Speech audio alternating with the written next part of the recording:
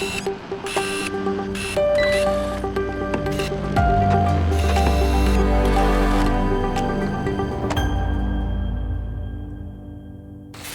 welcome everybody to another edition of DirectConnect with Archer. I am Steve Parker, managing partner. Very pleased to have with me John Fallon, one of our, I'll call you a salesperson, but that's probably a derogatory I shouldn't use, but one of our, whatever euphemism you want to put around that. But he, there you go, account manager. Forward facing on the client engagement side of things. So thank you for being here. And we're going to have a lively discussion today. And I know it's going to be lively because we talked about it a little bit already. A very interesting proposal that has been put forward by one of the drafting teams currently working on the CIP standards. As I think most people are aware, cloud services have proliferated across everywhere, including in the electric sector. And there's a lot of interest in using cloud in various aspects in NERC CIP environments. So the drafting team has been working on that for well over a year now. And they just recently put out a white paper with a proposal for what they call a new way forward. I've got it open over here onto the side so we can refer to that. And the foundation of their proposal is they are saying they would like to create an entirely new parallel set of standards, a 100 series as they call it. So where we have CIP 002, there would be a CIP 102. And where we have CIP 003, there would be a CIP 103, et cetera, on through the standards. So that's what we're going to talk about. So, John, I'll just throw it to you. I know you've looked at it. Give us your quick take. What are you thinking? I really think it's interesting, and I think ultimately that's where the industry has to go, only because I think of it from the vendor side, and the vendors, they're looking to, save money. They're looking to make sure that, updates are available for their customers as soon as possible, especially with 0 days and things like that. It would give them the opportunity to make sure that those areas are accounted for. However, I also think that it's going to be pretty crazy at the same time, because now you have a whole new list of standards that you have to worry about, make sure that you're going and meeting those regulatory requirements. I did like one area of this document, though, and they're able to do it by system, like on a system by system basis. So it's not like, hey, this whole big change, but if they have a particular application that they've been using for years and they still want to use it, but that vendor is going and saying, hey, we aren't doing any on-prem anymore, we're only going to be offering it via cloud, instead of them being like, wait, oh my gosh, I have to go and do all this research, figure out what vendors are still doing this on-site versus off-site only. It gives them the ability to have more time, but at the same time, they have to look at a whole new standard. So it's sort of a double-edged sword in my eyes. Yeah, valid points. And I will confess my initial take was a little less enthusiastic than yours. But coming, from an auditor background, I'm looking at the level of complexity that this would add. We've seen a little bit of that already with the virtualization standards that are, I think, very close to final approval now at FERC. We assume they're going to be approved. And in that effort, they were able to add some new definitions and kind of work it in a little bit. The challenge they're having, of course, is the CIP standards as written today are really device-centric. They're focused on, here's a physical device, we're going to secure it in these ways. And with virtualization, and even more so with cloud, it's a system-based approach. You don't necessarily know where the physical devices are. You're looking at systems and services, and the way they're protected isn't so much reliant on the physical instantiation of that. And they call that out in the white paper. They want to move on and really start taking more of a systemic approach to this, which I think is in line with where they were supposed to go in version 5 a decade ago, to be more system focused, and they never really succeeded in getting away from the device specific approach. So that I think has merits, but there's definitely some potential complexity. You talked a little bit about, let's talk more about going system by system. Yeah, and I actually had a question for you on that.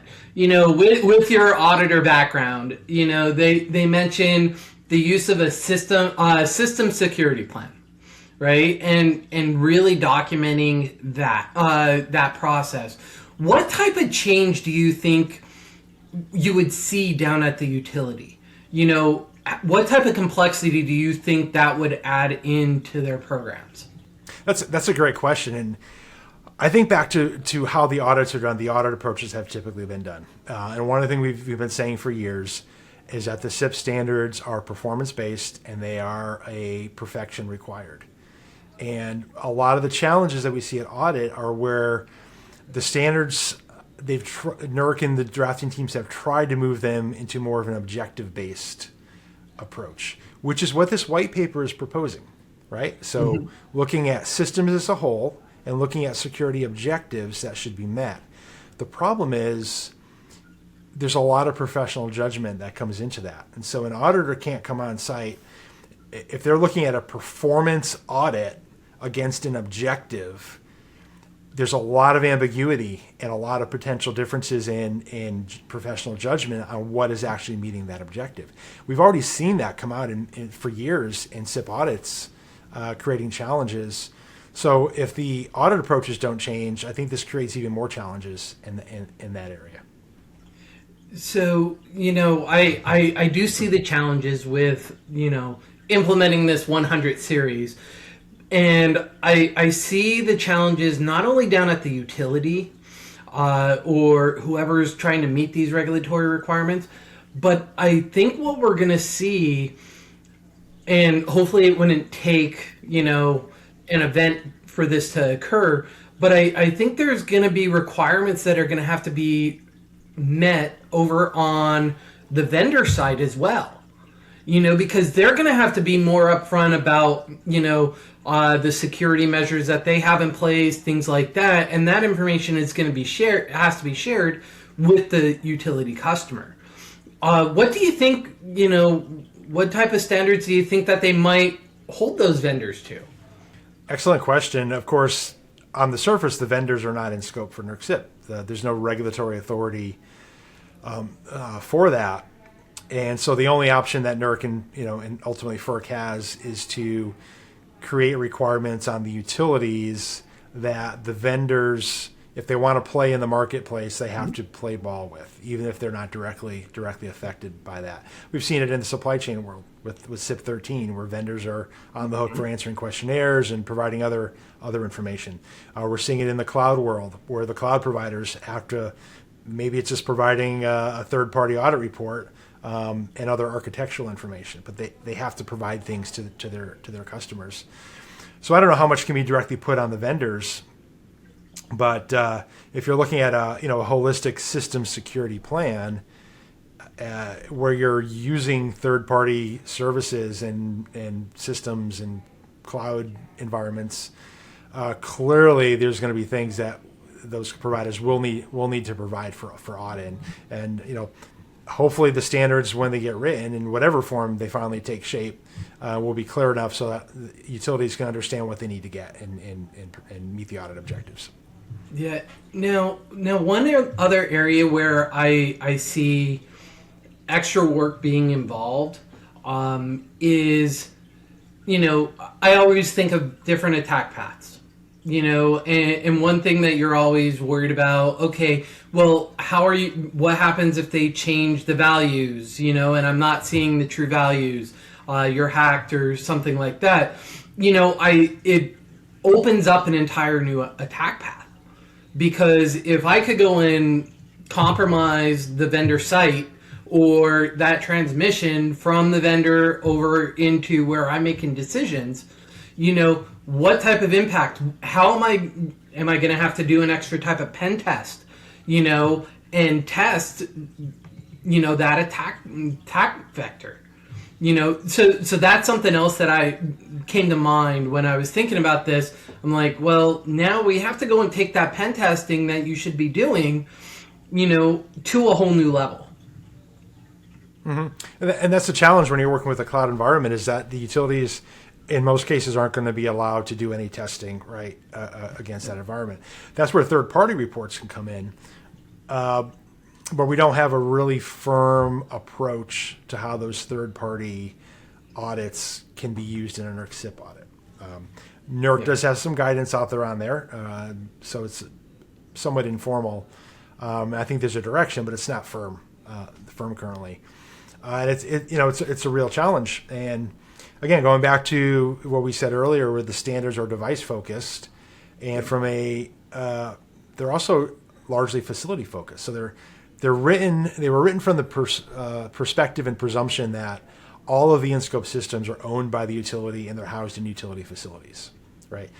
They predate cloud. The standards go back, the roots of them go back 25 years, before cloud was a thing. And so, as I think, as we're talking through this, the idea of a parallel set of standards or alternate set of standards is becoming a bit more appealing. And maybe this will become a backdoor way to just rewrite them from the ground up. And that 100 series could just supersede. Now, I'm looking at the white paper. They lay out three scenarios, and they said, a utility could stick with the original for everything. They could do a hybrid where some systems are on the original standards and others go to the new standards, or they could just wholly adopt the new standards. If done properly, and not just thinking about cloud environments, really done properly, holistically, looking at all options, there's a chance we could get a 100 series that could supersede the original and cover all environments and all scenarios. I think it's a monumental work effort. But if the drafting team, if they want to take it on, and if they're given the go ahead on doing that, more power to them. If they could pull it off, there might be a mountain somewhere. They'll get their faces carved onto a mountain or something like that, or I don't know, carve them into the side of a nuclear cooling tower or something. I don't know. Give them something. It'd be a great accomplishment if they could pull that off. Now, just with any new option as far as regulatory requirements go, it's the adoption. It's like a new piece of software, a new tool comes out, and we see them every year. There's new tools that are out there, and you're always going to have those early adopters.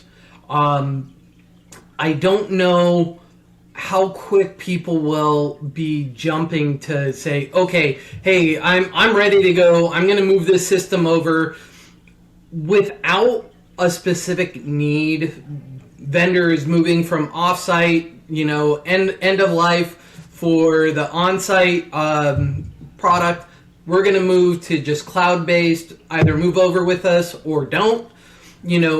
Other than that, do you think that, a lot of organizations would, jump at this opportunity, or do you think they're going to be more conservative and do the wait and see? That's what I'm curious about. Great question, and I have no idea. If I were to take a guess, one of the trends we've seen in the industry over the last several years is a focus not so much on strictly compliance, but really security as a whole. Working on good security and then trying to fit the compliance into that, as opposed to starting with compliance and then trying to back your way into security. A rewrite, if done properly and done well, I think would be supportive of those holistic security programs that are going to work for not just your electric environment, but other regulatory requirements. Whether you're a utility that has natural gas pipelines, water, wastewater, internet services, other utilities, or whether you're looking at PCI requirements, whatever other regulatory regime may be out there that you're subject to, could maybe make CIP less of a one-off. So, it's not a unique thing. It's good security practices across the board, maybe some specific things to cover some unique operational aspects of the industry, but really just getting back to just doing security best practices in a way that's consistent with other regimes and other environments. And I think that would be a positive for the industry. I agree.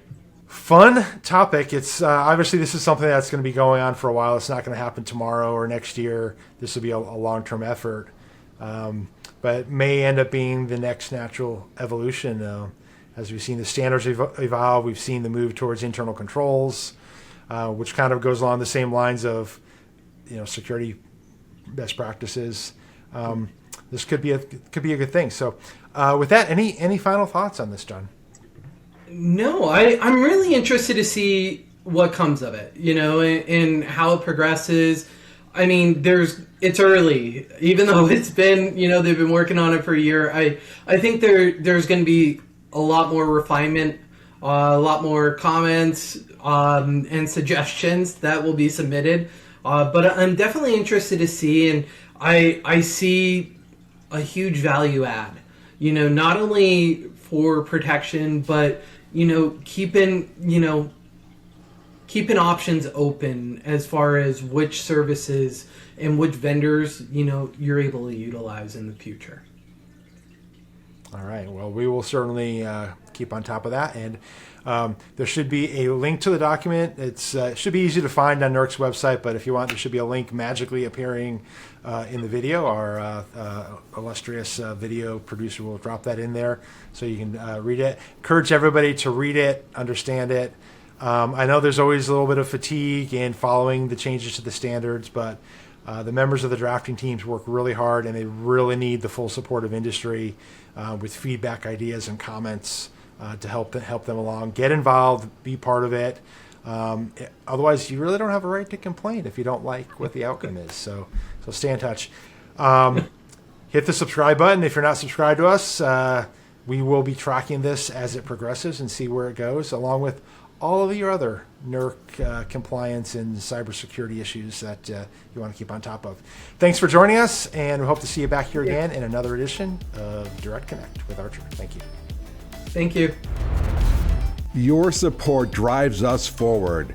Don't forget to subscribe and enable notifications, ensuring you never miss out on valuable insights. When it comes to safeguarding your business, Archer is your trusted partner. Explore our robust solutions at archerint.com. Get in touch with an email or phone call and fortify your company's defenses. We value your input. Share your thoughts, questions, or topics you'd like us to cover, and tune in every other Wednesday for a brand new episode of Direct Connect.